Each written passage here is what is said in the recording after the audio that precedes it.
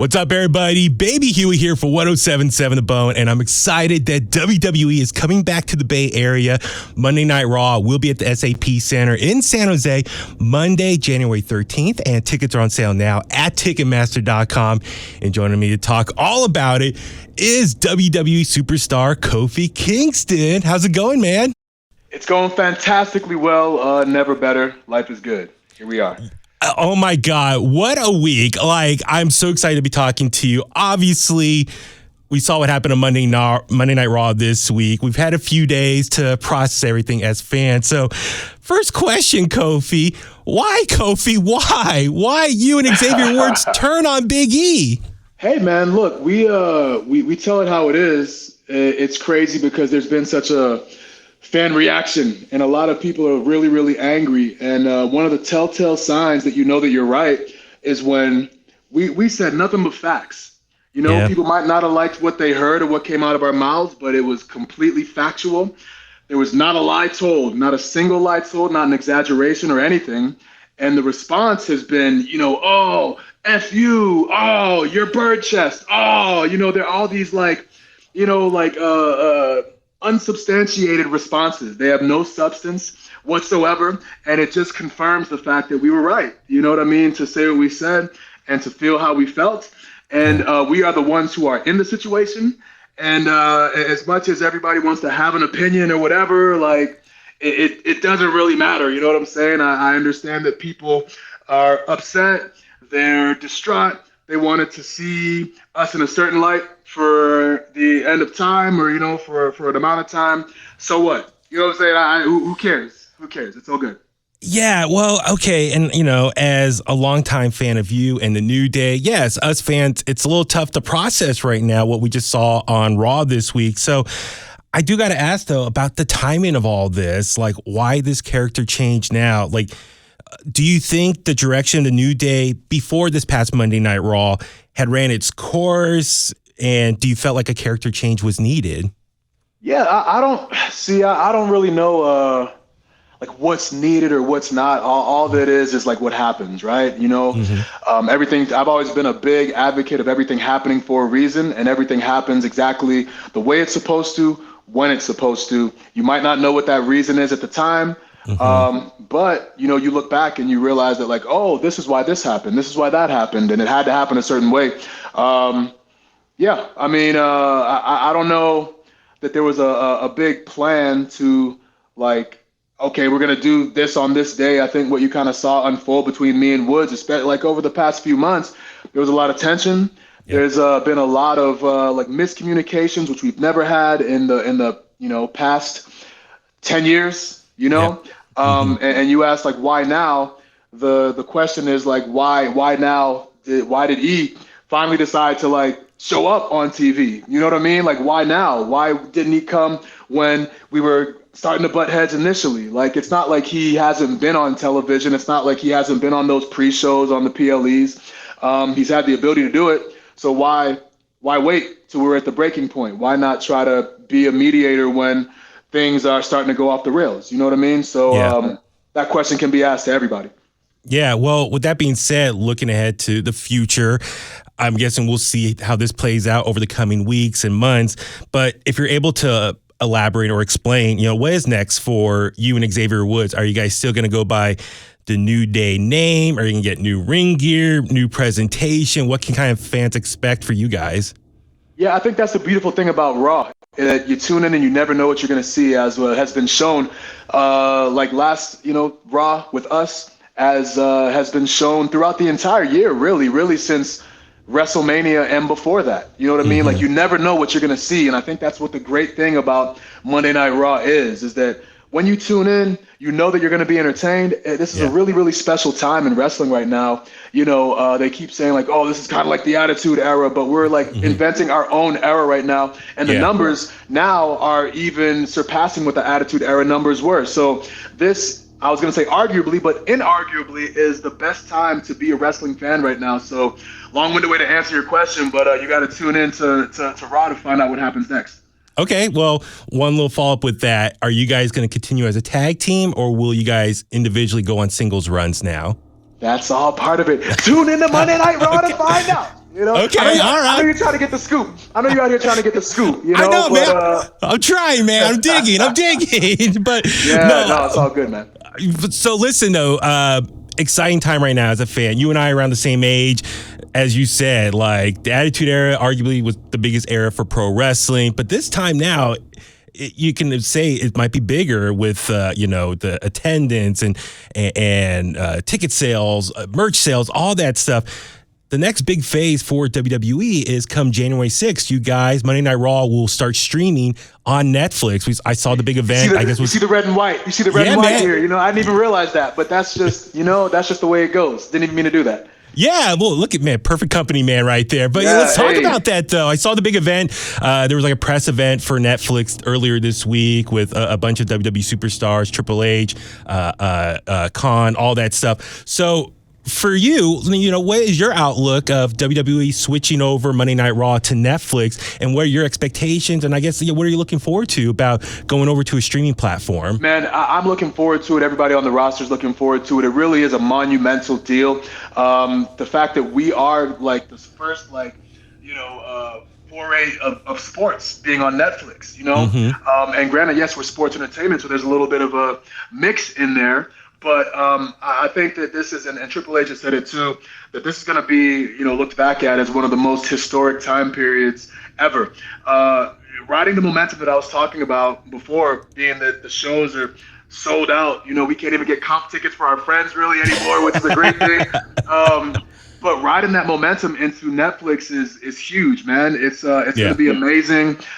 We all know how big of a reach Netflix has. We all know how big of a fan base WWE has. So when you combine those two forces, it's just going to be amazing. And we're all really, really excited about it. And it's coming up, man. It's coming up quickly. So it's going to be dope. Yeah, listen, you've been with WWE for a long time. So much to talk about. One thing in particular, I'm forever grateful I got to experience. I was there in attendance for KofiMania, your big win in New York. What an amazing event and experience. Long day, but very much well worth it to see you win your WWE Championship. I'm just curious, though. We all know what happened. You were a last-minute addition, a substitute for Elimination Chamber, and then this whole KofiMania storyline played out. Amazing. Right. Amazing experience. Do you know what your original plans were for WrestleMania that year? Oh, I don't think I was even booked. I don't think my plans were being talked about for WrestleMania. There's so much going on there with regard to like the WWE title, the World Heavyweight Championship, that a lot of times, I don't want to say like other storylines fall to the wayside, but at that time we didn't even really have anything going on. We didn't have a rivalry, we didn't have a feud, we didn't have a storyline, we didn't really have much of anything going on. It was just the New Day being the New Day. I'm sure we would have been on there in some way, shape, or form, some capacity. That's what we bring to the table, is being able to be this like Swiss Army knife type group that we can do anything. We can host, we can wrestle, we can sell merch, you know what I mean? We can go out there and just be entertaining.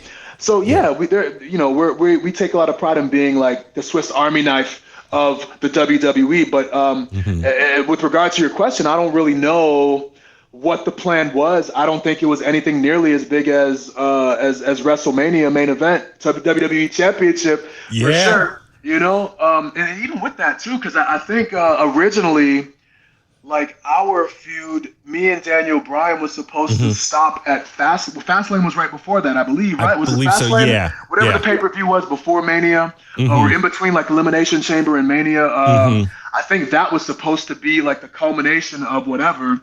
But being that it was such a huge crowd reaction and people were like demanding that I be in that main event, that's what the direction that the company went. And I'm always grateful for that, because that's not always the case. There have been a lot of times where the people have wanted something and for whatever reason, like they don't receive that. We don't give that to them. So, very, very fortunate to have been on the receiving end of that whole deal. It was just such an amazing energy that was felt. Not that everything is Dragon Ball, but the spirit bomb of the people, right? Like getting the energy of the people to be, to catapult me into that role. I'll always be grateful for that.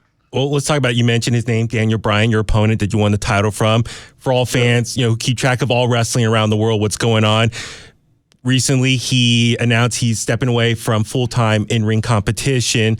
Just, with that being said, what it mean for you to work with him and to get the title off him and for you to have that program with him and, what his contributions to the pro wrestling world as well.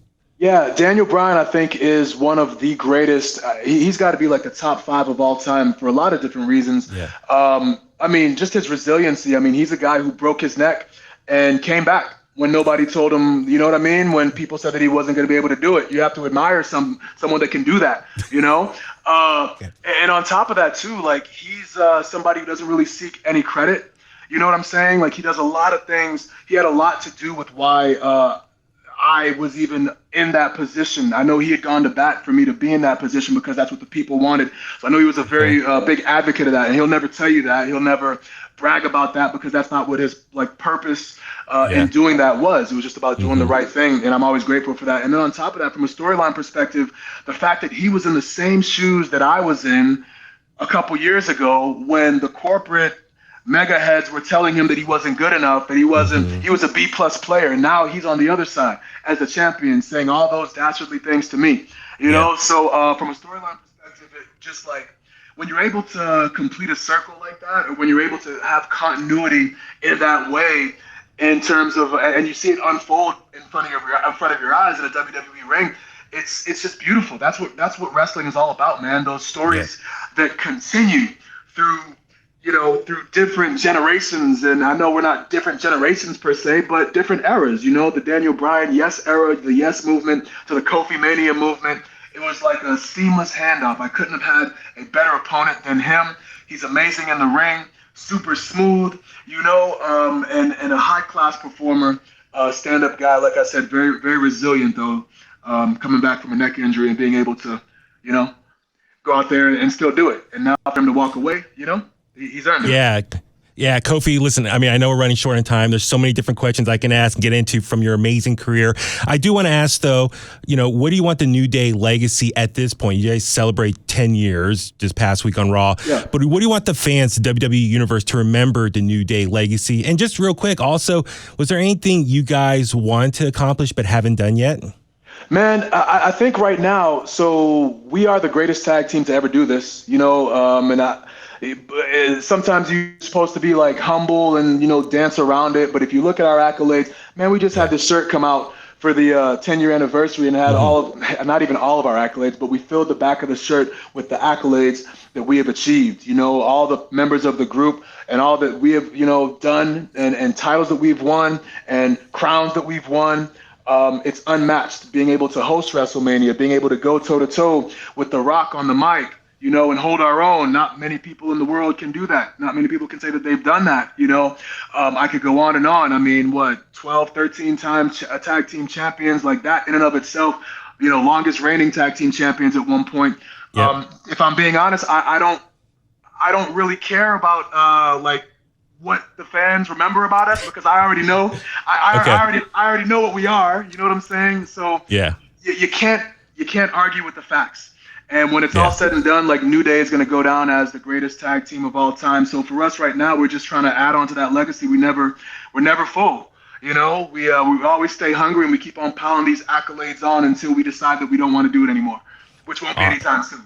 Right on, Kofi. Listen, I know you got to go. Busy press day for you. Thank you so much for your time. Thank you for everything you've done for the business. So I encourage everyone, get your tickets for Monday Night Raw when it comes to the SAP Center in San Jose, Monday, January 13th. Those are over at Ticketmaster.com. Do want to shout out Monday Night Raw will be on Netflix starting January 6th. Also, Saturday night's main event will be on NBC Saturday, December 14th. And of course, WrestleMania 41 will be at Allegiant Stadium in Las Vegas, April 19th and 20th. I know a lot of people from the Bay Area, Northern California are going to make the trip down there. Cannot wait. Tickets for all those shows, Ticketmaster.com. Kofi, thank you so much for your time, and I hope we can continue this conversation in person very soon. Of course. I'll see you down the line, man. Always a pleasure to talk. Thank you so much, man. Good luck.